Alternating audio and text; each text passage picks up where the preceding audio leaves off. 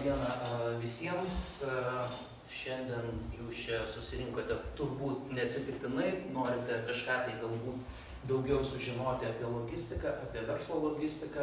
Tikiuosi, kad su mano pagalba šiek tiek šitą dalyką, kadangi jis vis tiek mokyklose, kiek suprantu, nestudijuojamas, pasistengsime pasiaiškinti ir galbūt pažiūrėsime, kokios iš tikrųjų gali laukti žmogaus perspektyvos, kas gali jam, sakykime, pasaulyje ir gyvenime atsiverti, studijuojant būtent tokį dalyką kaip verslo logistika arba dirbant toje srityje, kuri ir vadinasi logistika arba verslo logistika. Gal pradėkime nuo tokio dalyko, kadangi vis tiek nei aš jūsų nepažįstu, jūs ne mano studentai, jūs manęs nepažįstate, matote tokį barzdotą, piktą dėdę, norėjau sakyti profesorių, bet dar ne profesorių. Tai pasistengsiu iš pradžių turbūt prisistatyti. Vėlgi, labai turbūt gerai žiūrite, vis dėlto paveikslėlėje tas pats. Esu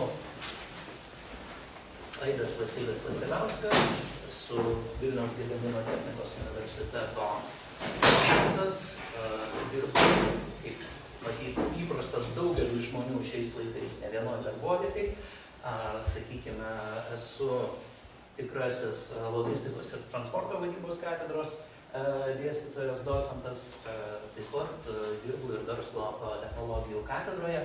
Ir kadangi šios abis katedros turi iš tikrųjų panašias, kaip pasakyti, studijų programas, tai yra bent jau tam tikri aspektai jų liečiasi ir jie liečiasi būtent ties tuo, kas vadinasi logistika, tai mes, sakykime, taip kooperuojamės, kartais mūsų dėstytojai, verslo technologijų katedros dėstytojai ateina pas mus į transporto inžinerijos fakultetą, kartais kai kuriuos dalykus, kai kurias paskaitas skaitome, sakykime, mes būtent verslo technologijų katedroje, verslo vadybos fakultete. Kaip matote, mano mokslinio interesų kryptis yra tiesiogiai susijusi su šios dienos paskaitos tema. Tai yra, kuo aš domiuosi, tai būtent ta pati logistika. Toliau, kaip pamatysite, su logistika iš tikrųjų glaudžiai susijęs dalykas tiekimo grandinės valdymas. Ir dargi, kaip pamatysite turbūt, o gal jau ir žinote, transportavimas, sandėliavimas, tokie procesai, tokios veiklos, tokie darbai iš tikrųjų yra neatsiejami nuo logistikos ir nuo tiekimo grandinės valdymo. Tai yra faktiškai tam tikros veiklos, tam tikri procesai, kurie vyksta kiekvieną kartą, kai mes pradedame kalbėti apie logistiką. Ir tuos procesus reikia išmanyti. Dėl ko juos reikia išmanyti, aš manau, mes iš tikrųjų šiandien pabandysime išsiaiškinti. Kad visas šitas procesas būtų turbūt toks, na, tai kad interaktyvesnis, bet, sakykime, įdomesnis, kad netektų jums vien tik tai sėdėti ir klausyti, man vien tik tai čia vaikščioti ir kalbėti. Galbūt pabandome kažką tai pažinties pradžiai, tokį, sakykime, apšilimui pratimėlį pagalvoti tiesiog padaryti. Žinau, kad penktadienį, žinau, kad sunku galvoti, bet iš tikrųjų reikia turbūt ir visom savaitės dienom išlaikyti tam tikrą blaivų protą, o tą padaryti mums turbūt gali padėti paprasčiausiai vanduo. Aš manau, kad jūs tikrai biologijos kursą mokykloje, anatomijos kursą mokykloje be abejo esate išklausę arba klausote dabar ir turbūt žinote, kad vanduo, na, iš tikrųjų mums yra reikalingas. Tai yra, sakykime, vanduo reikalingas žmogaus organizmo gyvybinėms funkcijoms palaikyti. Turbūt niekas neprieštarausite su tokiu teiginiu ir visi vandenį vienokiais ar kitokiais kiekiais iš tikrųjų vartojame. Bet klausimas būtų toks, iš tikrųjų, ar galėtumėt man atsakyti taip, iš kur tas vanduo atsiranda ant jūsų stalo arba jeigu kas mėgsta šaltesnį, nes šiltasis metų sezonas artėja šaldytuve. Ir iš tikrųjų, ko reikia, kad, sakykime, kas turi būti padaryta, kad tas vanduo atsidurtų arba ant mano, ar jūsų stalo, arba mano jūsų šaldytuve. O toks pradžiai klausimėlis ir toks galvosūkis. Kaip galvojate, ką iš tikrųjų reikia padaryti, kad mes galėtume gauti tą gyvybę reikalingą daiktą? Suks kraną visi.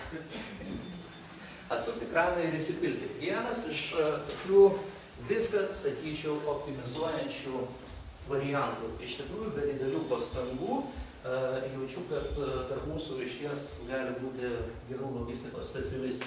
Atsukti čiaupą. Gerai, sakykime, atsukti čiaupą yra pats paprasčiausias variantas, bet ir čia gali būti tam tikrų iššūkių. Iš tikrųjų, aš norėjau kalbėti truputį apie kitokį dalykėlį. Sakykime, vis tiek ne visi mes geriame vandenį iš čiaupo dėl tam tikrų priežasčių. Tai yra galbūt higienos sumetimais, galbūt dar dėl kažkokių įsitikinimų. Visgi pagalvokim, tam, kad tas buteliukas vandens pas mus atsidurtų ant stalo arba šaldytuve, ką jūs pirmiausiai darote?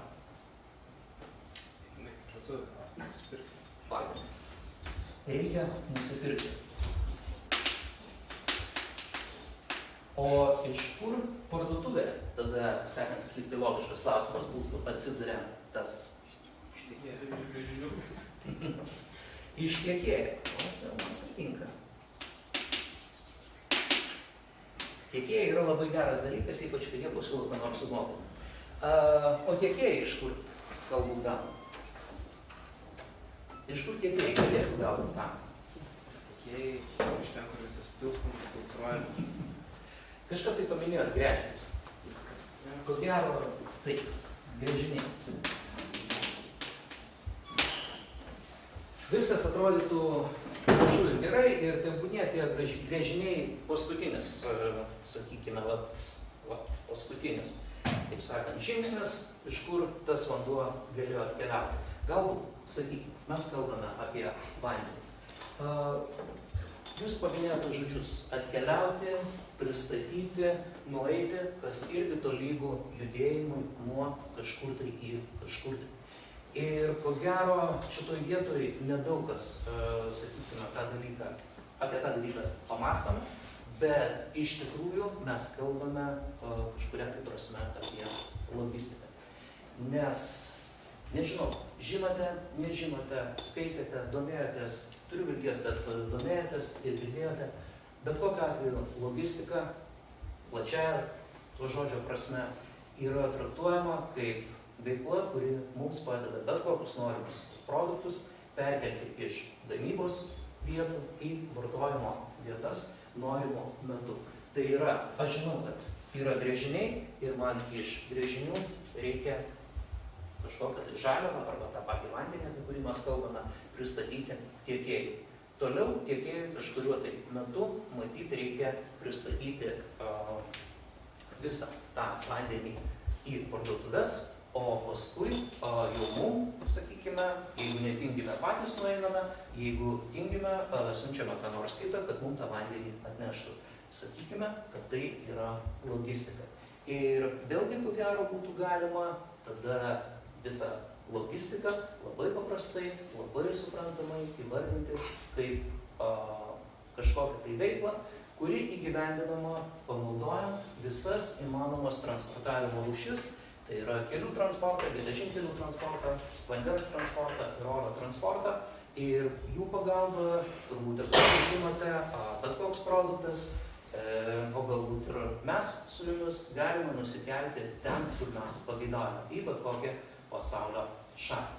Kalbame apie tokį dalyką, bet turbūt reikėtų dar pagalvoti ir apie tokį įdomų momentą, kad ar užtenka vien tik tai transportavimo, kad mes iš gręžinių tiekėjams pristatytume, kad iš tiekėjų į parduotuvės pristatytume ir iš parduotuvių pristatytume, na, sakykime, savo ant stalo, savo į namus tą pageidaujamą produktą.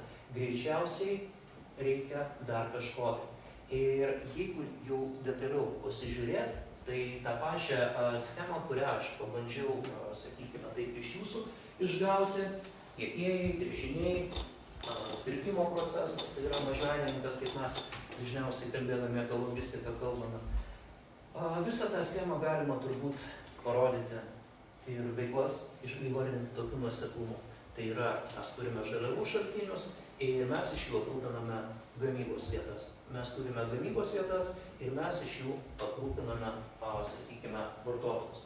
Bet pagalvokime, kokius iš tikrųjų veiksmus mes turėtume atlikti. Transportavimas yra gerai, bet sakykime, nepakankama sąlyga. Iš tikrųjų reikėtų pagalvoti, kad tuo pačiu metu kažkur tai turėtų būti tam tikros atsargos.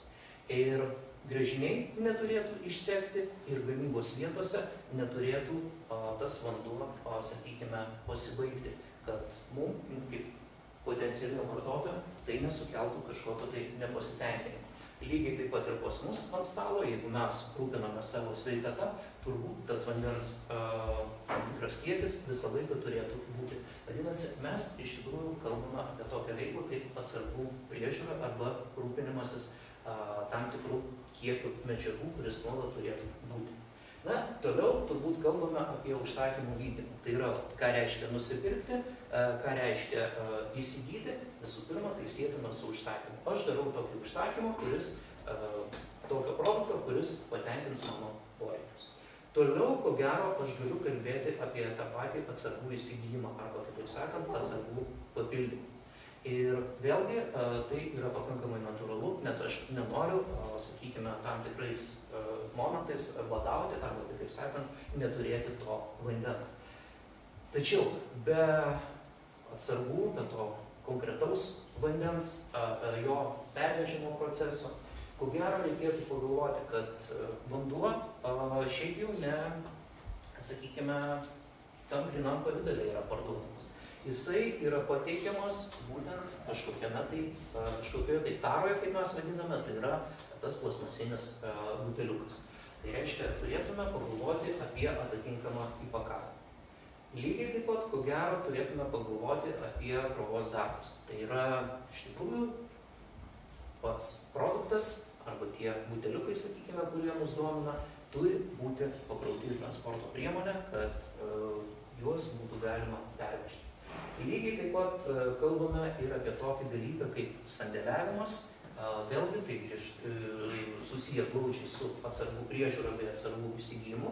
Visi turbūt suprantame, kad reikalinga tam tikra erdvė ir reikalingos tam tikros sąlygos, kurios leidžia tą produktą vienaip ar kitaip išlaikyti tokios būklės, kokios jisai turėtų būti. Tai yra nei per šiltas, nei per šaltas, žodžiu, kad produktas nesugestų. Galų gale, jeigu mes kalbame, čia schemoje nėra pavaizduota, bet reikėtų suvokti, kad bet kokiu atveju tarp bent jau šitų vietų pažymėtų, tai yra vartotojo gamybos vietos bei žaliavų šaltinių, nuolatos vyksta tam tikri informacijos mainai.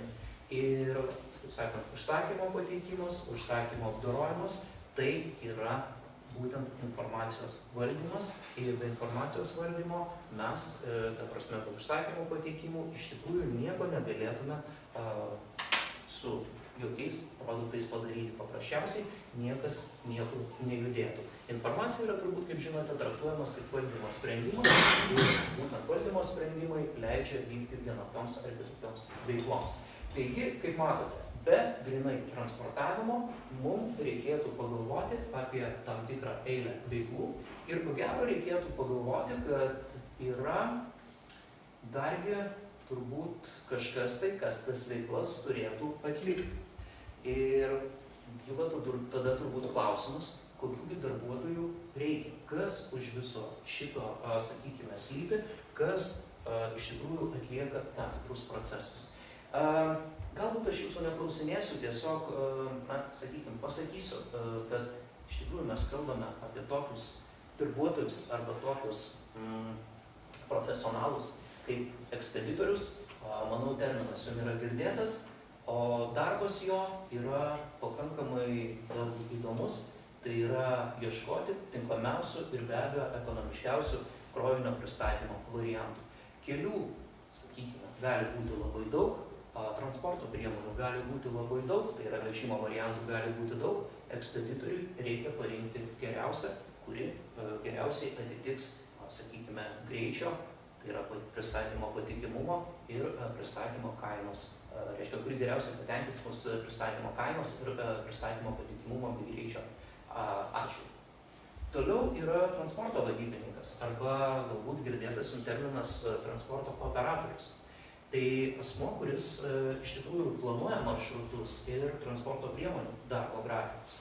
Jeigu ekspeditorius galvoja apskritai apie visą geriausią, sakykime, to transportavimo variantą, tai transporto operatoriui turbūt vienas iš tokių esminių uždavinių yra parinkti grynai jau maršrutą, konkrečios transporto rūšies maršrutą, iš kokio taško į kokį tašką reikia pervežti ir paskui reikia turbūt jam pagalvoti apie transporto priemonių darbo grafikus, kaip padaryti, kad iš tikrųjų tos atsargos, tie produktai niekada nepasibaigtų, kad jie būtų pristatomi tuo metu, būtent kai mums jų labiausiai reikia.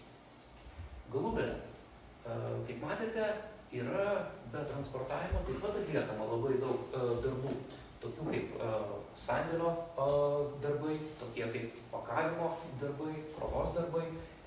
Visi šitie darbai atliekami sandėliuose ir juos atlieka vėlgi tam tikri operatoriai, taip įvardinami sandėlio operatorius arba, taip sakant, sandėlininkai, kurie vėlgi užsiima transporto priemonių pakrovimu, iškrovimu, kas yra būtina, siuntų formavimu, pagal užsakymo poreikį, tai yra kiek mes iš tikrųjų to vandens norime. Galų gale turime pasikalbėti ir apie pakavimo, ar reikia atlikti pakavimo veiklas, kadangi, kaip ir sakiau, produktas turėtų būti kelionės metu vienaip ar kitaip saugotas ir išlaikyti savo būtent kokybinės charakteristikas. Taigi, kaip matote, darbuotojų susijusių su logistika yra pakankamai įvairių ir jų funkcijos yra irgi pakankamai įdomios.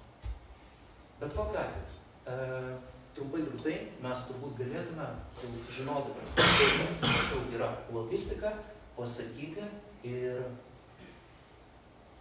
leisti savo teikti, kad logistikos paskirtis bet kokiu atveju yra pateikti tuos reikiamus produktus reikiamose vietose, reikiamų metu ir tinkamos būklės, kitaip sakant, užtikrinant mano kaip vartotojo maksimalų poreikių patenkinimą, o iš kitos pusės pagalvokime, kad pardavimas be abejo turbūt turėtų būti naudingas ir visa šita veikla, apie kurią aš kalbėjau, turėtų būti naudinga ne tik tai vartotojui, jinai turėtų būti naudinga ir pačiai įmonei.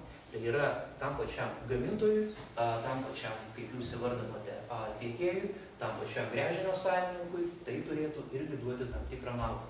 Ir iš tikrųjų kyla tada klausimas, ar mes su jumis pagalvojame ir išsprendėme visas problemas susijusias su to produkto pristatymu. Ar tikrai pakanka, aišku, kai aš paklausiu, ar tikrai pakanka, visi pradėsit iš karto sakyti, kad nepakanka. Ar tikrai pakanka tų veiklų, kurios buvo išvardytos? Transportavimas, saugojimas, ar mes tikrai apie viską pagalvojom, kad tas produktas būtų tikrai pristatytas taip, kaip paprastai logistikai reikalauja. Ir reikiamos kokybės, ir būtent to tinkamo produkto, ir dargi jo reikiamas kiekis, kaip matot, pristatytas reikiamų laiku į būtent tą vietą, kur mums reikia, kurioje yra būtent tinkamas vartotojas, dargi už jam priimtiną kainą. Klausimas galbūt būtų toks, ar iš tikrųjų mes galime būti tikri, kad visos mūsų išvardintos sudedamosios logistinės veiklos, transportavimas, sandėliavimas, atsargų valdymas, pakavimas, iš tikrųjų padės pasiekti maksimalų klientų poreikių patenkinimą ir galbūt maksimalią naudą to produkto gamintojui. Ar tikrai mes apie viską pagalvojame? Kažkaip išsigandę bus žiūri dabar, apie ką mes galėjome pagalvoti. Taip, prašau. Man įdomu rizikos kontrolė.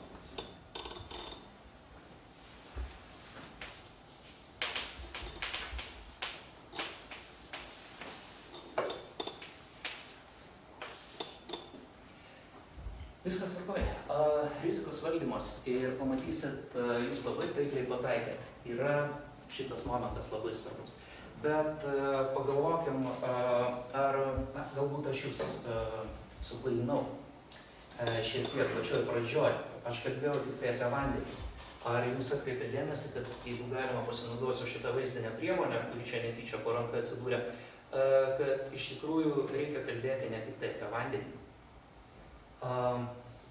Vanduo yra tas produktas, kuris mus domina šiuo atveju. Bet tam, kad jis būtų pateiktas, neužtenka vien transportavimo, ar vien sandėliavimo, ar kitų dalykų. Kas iš jūsų pagalvojo, kad reikia pasirūpinti atitinkamos kokybės vandeniu? Kas iš jūsų pagalvojo, kad norint pasirūpinti reikiamos kokybės vandeniu, iš tikrųjų aš neturiu bendradarbiauti arba pirkti vandens, sakykime, iš bet kurio pasitaikiusio gręžinio. Kas pagalvojo apie tai, kad norint įtikti klientui, iš tikrųjų man reikia, sakykime, atitinkamos formos buteliuko, kad man reikės atitinkamos formos, spalvos, patraukliaus dizaino, sakykime, etiketės. Dargi ir kamštukas bus kažkur tai gaunamas, iš kažkur. Kaip matot, atsitinka toks įdomus dalykas. Mes iš tikrųjų kalbėjome galbūt taip labai tiesiogiai ir naiviai apie vieno produkto pristatymą iš gamybos vietos, grubiai tariant, galbūt per kelias tarpines vietas, kaip pavyzdžiui jūsų tiekėjas paminėtas, iki galutinio vartotojo. Bet mes kalbėjome tik tai praktiškai apie vieną iš paskutinių fazių, taip vadinamų visoje logistikoje arba tiekimo grandinėje. O nepagalvojame apie tai, kad norint pateikti atitinkamą kiekį, mes, kaip ir sakiau, turėsime pasirūpinti daugeliu komponentų. Tai yra, praktiškai mes turėsime sukurti tą produktą. Sukūrę tą produktą turėsime užtikrinti jo pardavimo apimtis.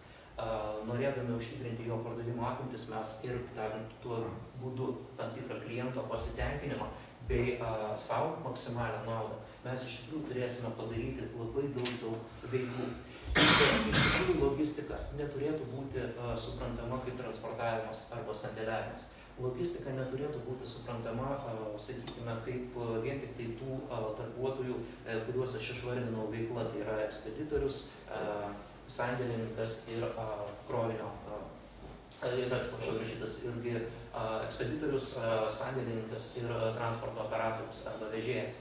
Iš tikrųjų, aš atsiprašau, aš nepakeičiau skaidrių į lietuviškas. Aš manau, kad didžioji dalis jūsų, galbūt netgi visi geriau už mane, angliškai suprantate. Ir pasižiūrėkit, koks iš tikrųjų įdomus dalykas darosi. Jeigu mes kalbame apie verslo logistiką, mes negalime kalbėti vien tik tai apie logistiką. Logistika atrodo šalia verslo logistikos pakankamai paprastai. Tai yra apsirūpinti, pagaminti, paskirstyti, atrodo labai svarbu, bet kaip ir sakau, to nepakanka. Mes turime žiūrėti plačiau. Ir iš tikrųjų mes turėtume galvoti apie tokias veiklas, kaip susirasti tinkamus tiekėjus ir iš jų sugebėti nusipirkti reikiamos kokybės, reikiamus produktus. Ne vien vandenį, bet kaip ir sakiau, ir patį kamštelį, ir etiketės, ir patį atitinkamo tipo buteliuką, tam tikro dizaino buteliuką. Norint tą padaryti, ko gero mes turime susikurti verslo idėją. Ko gero susikūrę verslo idėją mes turėtume atlikti tam tikrus tyrimus. Atlikus tam tikrus tyrimus mes iš tikrųjų turėtume suplanuoti visą gamybos technologiją. O norint tą dalyką padaryti, mums bet kokiu atveju reikės gebėti apdoroti didelius duomenų kiekius, mums reikės parinkti tinkamą personalą ir mums reikės, ko gero, sėkmingai atlikti apskaitos operacijas tam, kad mes ir informacijos valdymo be abejo operacijas, tam, kad mes galėtume visą savo sistemą palaikyti funkcionalią. Vadinasi, ne tik tai tiekėjais, bet ir visas gamybos procesas ir galiausiai vedimai, kurie yra labai svarbus tam, kad mes vėlgi sugebėtume pasirinkti būtent tokio štai produkto ir reikės. Tai, kaip matote, yra, jeigu šiaip pasižiūrėjus, žymiai plačiau negu tradiciškai. Pas mus, galbūt Lietuvoje, nežinau dėl kokių priežasčių, yra dar vienas fenomenas. Jeigu ten kam nors teko netyčia domėti šitą sritimi, galbūt pastebėjot transporto ir logistikos paslaugos. Transporto ir logistikos paslaugos. Dažnai įmonės save taip pristato, taip save reklamuoja transporto ir logistikos paslaugos. Atrodo truputį keista, sakykime, netgi šitos schemos darosi aišku, kad transportas ir taip yra sudėtinė logistikos. O tiekimo grandinės valdymas arba verslo logistika yra dar globalesnis, lavintis dar daugiau gebėjimų ir dar daugiau kompetencijų. Jeigu šiaip pasižiūrėjus tas iš mano pasakojimo, aš jau tikiuosi pajutote, tai iš tikrųjų tradicinė, kaip matote, susijusi faktiškai su dviem tom logistiniam funkcijom – transportavimas ir sandėliavimas. Be abejo, visi suprantame, kad nei transporto procesų mes be tam tikros informacijos negalėsime atlikti, tai yra reikalinga ir informacijos valdymas ne veltui yra traktuojamas kaip logistikos sudėtinė dalis. Tos pusės, aišku, be žmogiškųjų išteklių mes to taip nepadarysime. Transportavimo ir sandėliavimo procesai nėra iki galo automatizuoti. Žmonių tenai ir kvalifikuotų darbuotojų bet kokio lygio ir, sakykime, bet kokiose pareigybėse dirbančių iš tikrųjų reikia pakankamai. Jeigu mes kalbame apie verslo logistiką, ką aš dėmesį, mes jau nekalbame grinai apie produkto perkėlimą. Mes kalbame visų pirma tiekėjo pasirinkimą. Tai yra pakankamai sudėtingas uždavinys, žmonės nesugeba jį teisingai išspręsti. Toliau mes bet kokiu atveju kalbame apie visas procedūras, kurios vadinasi gamybos technologija, bet turi būti sukurta ir jinai turi mums pateikti reikiamą produktą. Toliau tą reikiamą produktą mes turime tinkamai pateikinėti. Ką reiškia tinkamai pateikinėti? Mes turime pasirinkti taip vadinamus tinkamus paskirstimo kanalus, nes jeigu mes pasirinksime netinkamą paskirstimo kanalą, sakykime, pateiksime ne į tas parduotuves, ne tose šalyse tuos produktus, iš tikrųjų mūsų prieigimo prie produkto ir neturės. Ir tai bus jau problema su pardavimų veikla. Nes tikrai turėtų būti kažkokie žmonės, kurie visą šitą dalyką galėtų labai, sakykime, rimtai kontroliuoti. Atsiranda poreikis dar kažkokiem tai darbuotojam, kažkokiem tai pavadinkim profesionalam, kurie už kažką tai yra atsakingi. Ir šitoj vietoj aš dar prieš tai išvardintų, be kurių logistika tikrai neįmanoma, norėčiau paminėti, tai yra paskirstymo vadybininkas, kuris, kaip matote, planuoja ir valdo produktų ir žaliavų srautų judėjimą, apsirūpinimo vadybininkas, kuris turi būti įmonės apsirūpinimo būtinais ištekliais ir galų gale pats tiekimo grandinės, angliškai tai labai gražiai skamba, supply chain management arba supply chain manager, atkreipkite dėmesį, pabrauktų, planuoja ir organizuoja medžiagų ir gaminių, bet ne nuo gamybos vietų iki galutinio vartotojo. Apie ką mes čia galėtume pasikalbėti? Mes šitoje vietoje turbūt galėtume pasikalbėti apie tai, kad krovinys ir produktas arba gaminys ir krovinys nėra toks dalykas. Tradicinė logistika, nuo ko mes pradėjome, krovinių judėjimų, tai yra jau konkretus, aiškus kiekis kažkokio tai supakuoto daikto, kuris turi būti iš vienos vietos į kitą pervežtas. Tuo tarpu, kai mes kalbame apie gaminius, kai mes kalbame apie medžiagas arba žaliavas, apie tai, kad iš tikrųjų jos turi būti dar sukurtos ir jų poreikis turi būti suplanuotas, jų poreikis turi būti gerai suprognozuotas, tik tokiu atveju mes galime į reikiamas vietas pateikti visą reikalingą produkciją ir be tiekimo grandinės vadybininko darbo šitoj vietoj mes tikrai negalime išsiversti. Kokios jo pagrindinės veiklos, tai yra, ką tas tiekimo grandinės vadybininkas veikia, jo turbūt visos veiklos yra susijusios, gali būti tiksliau į tokias tris dalis. Tai yra pirmas dalykas - paklausos prognozavimas. Bet jeigu aš net ir panaudočiau šitą paprastą schemą ir išskirčiau tik tai šitą vieną visos tiekimo grandinės dalį, tai yra nuo gamintojo per kažkokį tai tiekėją iki galutinio vartotojo, aš turbūt turėčiau galvoti, tai man šitos dalies grandinės vadybininkui iš tikrųjų reikėtų žinoti, ko trūksta vartotojui arba kiek pas jį yra, kas šiuo metu yra pas tiekėją ir ko gero, ką aš galiu, sakykime, ką turi šiuo metu gamybininkas, kokias žaliavas ir kiek, kad galėtų pagaminti atitinkamą produktų kiekį, jį toliau pateikti tiekėjui ir toliau pateikti vartotojui. Kalbant apie pateikimą, ko gero reikėtų suvokti tą patį dalyką.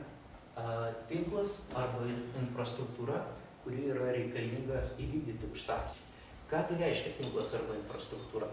Visi mes turbūt, nežinau, čia visi Vilniečiai, aš sakykime Vilnietis, aš galbūt išmanau šiek tiek Vilniaus viešojo transporto sistemą. Tai visa gatvių ir, sakykime, stotelių, kiek mes turime Vilniaus mieste visuma ir sudarytų tą infrastruktūrą. Ir ta infrastruktūra ir man ir jums leidžia pasinaudoti viešojo transporto paslaugomis. Tai aš kur tai stotelėje įlipu, kitoj išlipu.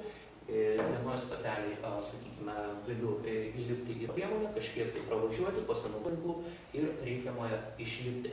Lygiai tas pats ir šito. Tai yra, jau minėjau prieš tai, kad kelių ir variantų, kaip pateikti produktą, yra daug. Tai visos transporto rūšys, kurios galėtų dirbti tam tikram geografiniam rajone visos transporto rūšys, kurios galėtų dirbti tarp tiekėjo ir vartotojų, jos irgi sudaro atitinkamą infrastruktūrą.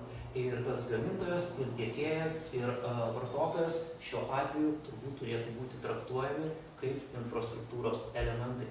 Tai yra tiekimo grandinės vadybininkas, jisai ko gero turėtų užsiimti tuo, kad tinkamas gamintojas būtų tinkamai sujungtas su tinkamu tiekėju ir tinkamas tiekėjas kažkokiu tai būdu sujungtas su tinkamu vartotoju. Tokiu atveju galima tikėtis, kad reikiamas produktas reikiamų laikų, reikiamais kiekiais pasieks būtent ir už reikiamą kainą, aišku, pasieks galutinį vartotoją. Galų gale, reikėtų suprasti, kad tas apsirūpinimo procesas, gamybos procesas, paskirstimo procesas, jisai nėra toks paprastas. Jisai iš tikrųjų susideda iš labai daug veiklų.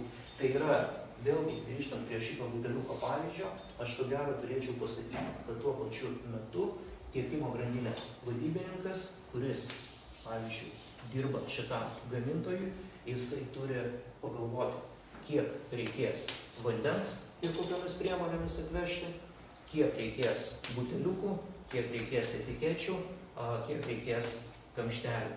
Jeigu gamyboje šito daikto, aš tiksliai nežinau, yra reikalinga kažkokia tai kitokia medžiaga arba technologija, visos tos medžiagos reikiamais kiekiais, reikiamų metu turi atsidurti būtent reikiamoje vietoje.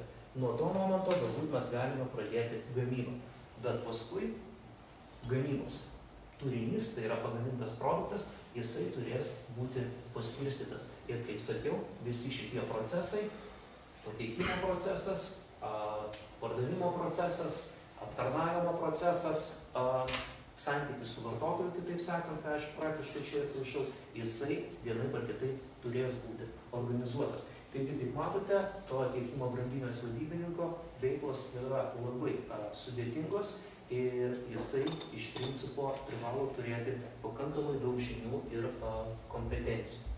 Kodėl jo veikla yra svarbi? Aš pasistengsiu pakankamai greitai paminėti.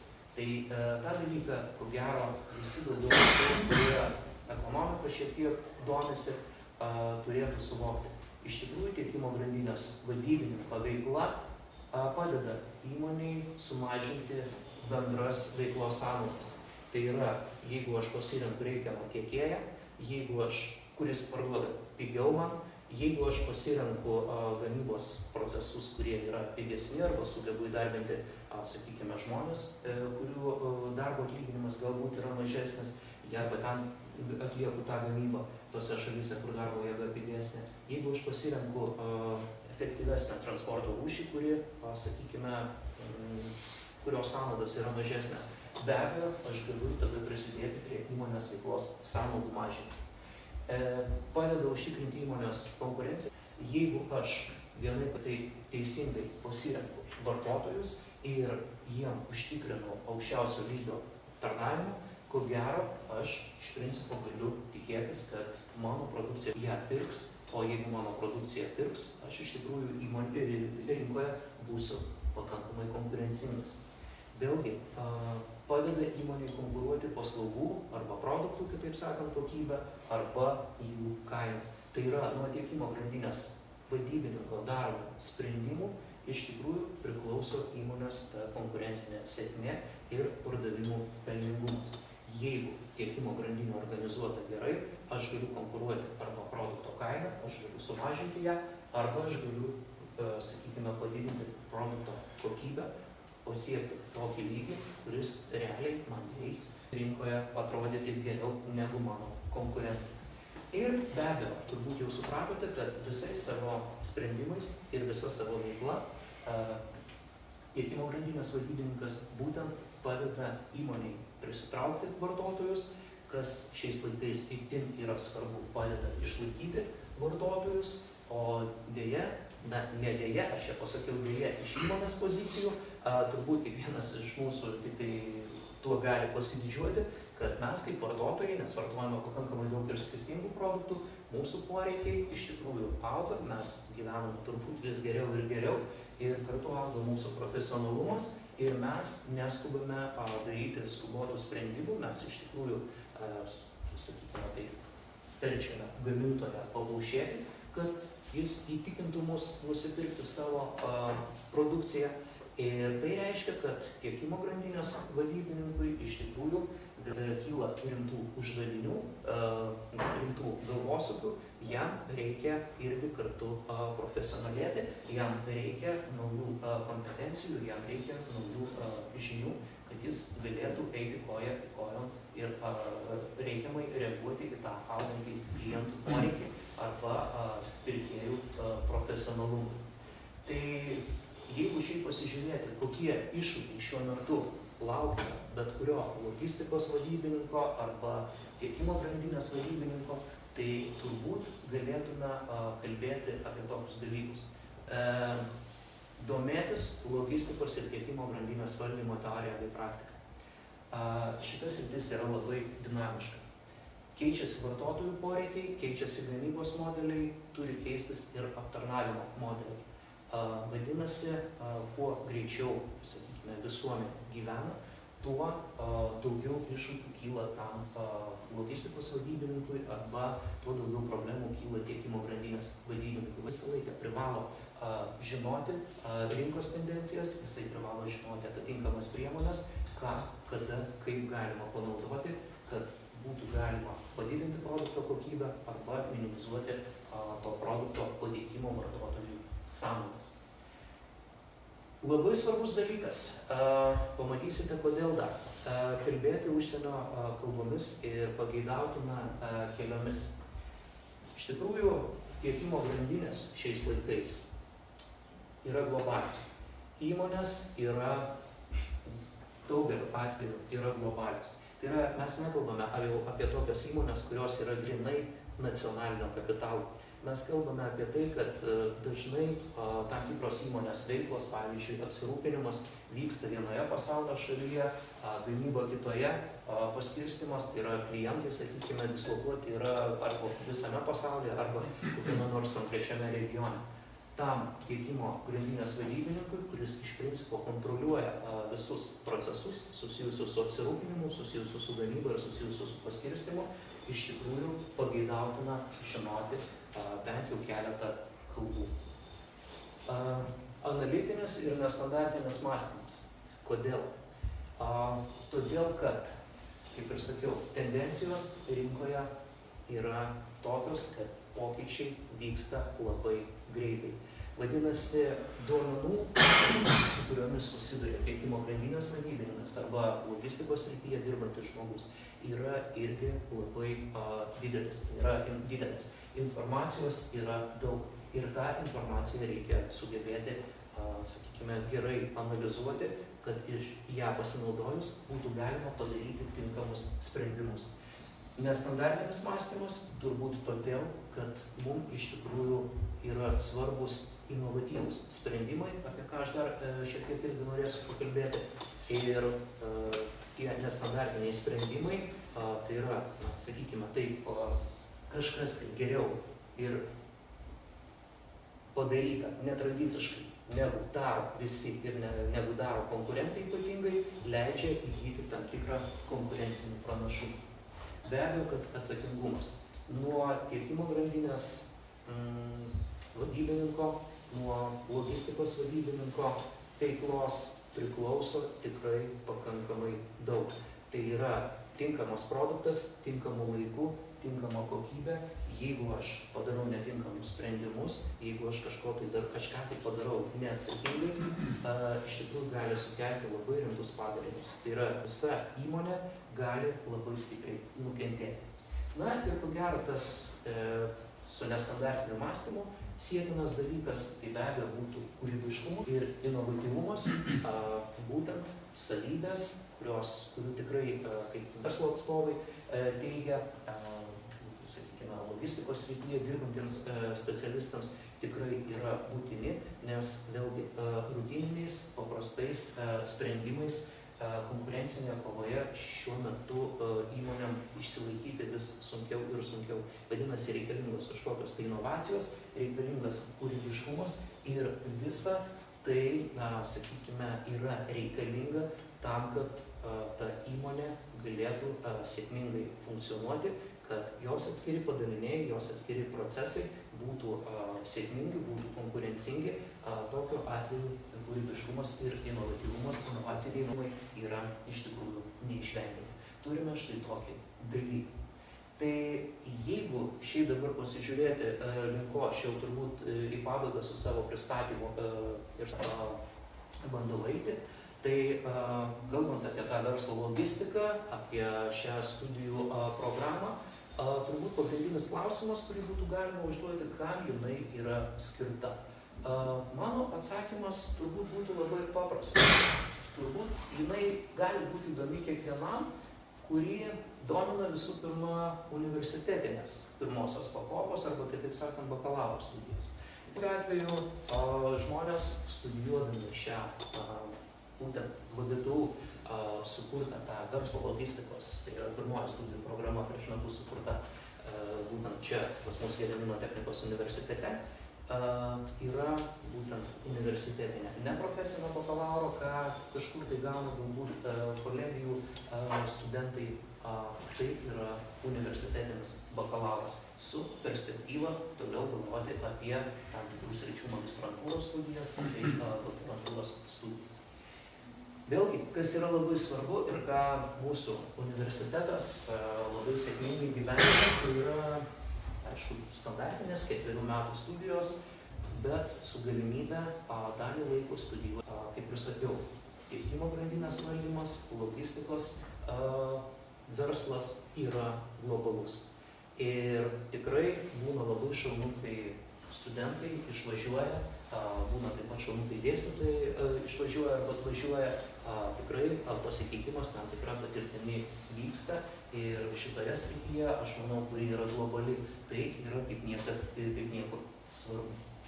Galų gale mes kalbame apie verslo bakalauro kvalifikacinį laipsnį, dar kartą pabrėžiu, o būtent universitetinį verslo bakalauro kvalifikacinį laipsnį, tai yra galbūt jau nieko nesakantis skaičius, 6 kvalifikacijos lygis pagal, aiškiai, Lietuvos, sakykime, kvalifikacinių laipsnių standartą. Aukščiau yra tik tai 2 lygiai, tai yra magistras tam tikros srities ir daktaras. Taip, kad 6 lygis iš karto po 4 metų studijų yra pakankamai turbūt neblogas rezultatas. Na ir be abejo, kiekvienam, kuris turbūt norėtų tapti logistikos srities profesionalų šita studijų programa būtų skirta ir tas profesionalas, kaip matote, na, bent jau taip tikimės, kad baigęs šias studijas tikrai gebės, žinos, mokės tam tikrus dalykus, kurie yra logistikos sektoriuje vertinami ir kurie yra logistikos sektoriuje labai svarbus. Ką studijuoja žmonės tam, kad, sakykime, gautų bakalauro laipsnį? Nežinau, kiek jūs esate susipažinę su studijų, sakykime, sistema, su studijų programomis, galbūt tai nėra šitos paskaitos objektas. Tiesiog įdomumo dėlei, palei kiekvieną semestrą pamatysite, ką galbūt jūs, jeigu pasirinktumėte, aš gink Dieve neagituoju jūsų čia daryti sprendimus, iš tikrųjų, kas galbūt formuos mūsų arba formuotų kiekvieno, kas pasirenka studijuoti šią studijų programą kompetencijas, tai kaip matote, yra ir dalykai susiję su verslu, ir dalykai susiję su technologijomis, dalykai susiję su fundamentiniais mokslais, dalykai susiję su grynai specialybė, nemažai dalykų netgi susijusių su kalbų lavinimu, kas, kaip matėte, iš tikrųjų logistikos srityje yra pakankamai svarbu. Nežinau, susilaikysiu turbūt nuo komentarų, tiesiog galbūt paskui kilus kokių nors klausimų galėsiu ką nors plačiau pakomentuoti. Matote, kad kalbant apie logistiką, pirmame kurse studijuojame logistikos pagrindų, toliau mes galime pereiti prie transportinio aptarnavimo, galime kalbėti apie logistiką gamyboje, galime kalbėti apie elektroninę logistiką arba e-logistiką, kuri iš tikrųjų šiais laikais yra vis populiarėjantis dalykas. Galime kalbėti apie tą patį tiekimo grandinės valdymą ir šalia esančius logistinių procesų, reiškia, optimizavimo sprendimus, apie įvairius projektus, kas, na, dar pakankamai toks naujas dalykas. Apskritai pas mus, sakykime, Lietuvoje yra būtent tie kompleksiniai projektai. Toliau, matote, logistikos procesų valdymas, žalioji logistika ir tvari plėtra. Kaip matote, pati logistika, sakykime, yra daugialypė ir tikrai, na, sakykime, šita studijų programa susijusi su verslo logistika turbūt yra ne vienintelė Lietuvoje, kurioje logistika yra studijuojama ne metus, ne pusę metų, o studijuojama visus 4 metus, tai yra praktiškai kiekviename semestre, stengiamasi, kaip sakant, pagilinti tam tikras žinias susijusias su atitinkama logistikos veiklos sfera. Ir kokios turbūt būtų karjeros galimybės logistikos srityje, sakykime, tas matyti jaunus žmonės domina pakankamai stipriai, tai ko gero susidarėt tam tikrą įspūdį ir apibendrinimas galėtų būti toks. Veiklų logistikoje yra išties pakankamai daug.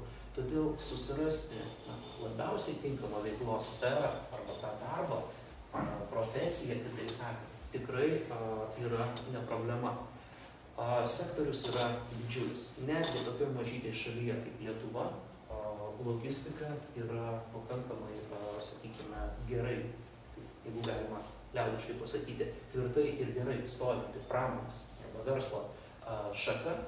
Ir išties galima sakyti, kad veiklų toje sferoje, pradedant transportavimu, sandėliavimu, informacijos valdymu, sakykime, taip pat visais tiekimo grandinės atskiruose įmonėse, gamybos procesų planavimais ir taip toliau, yra tikrai labai daug.